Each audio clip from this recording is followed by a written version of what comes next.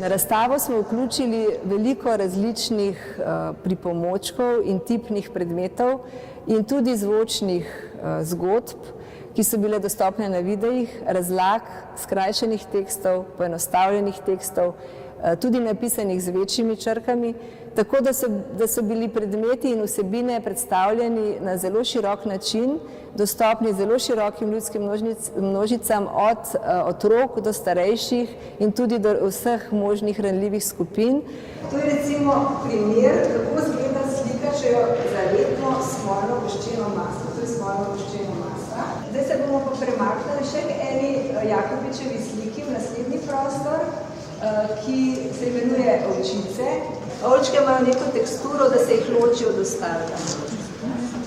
Želeli smo, da niso stvari namenjene samo eni skupini, ampak vsem ljudem, in želeli smo, da vsak najde tisto, kar potrebuje.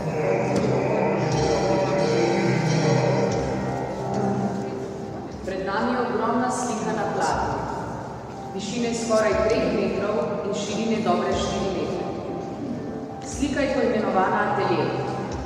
V sredini vidimo dvoje sivo-modrih vrat. Modro-siva tla pa zavzemajo spodnjo šestino slike.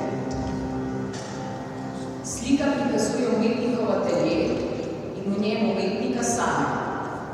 Upamo, da je na ta način umetnost in da so bile umetnine, ki so bile razstavljene na tej razstavi, da smo jih na ta način predstavili na drugačen način, na bolj razumljiv način in na zanimiv način.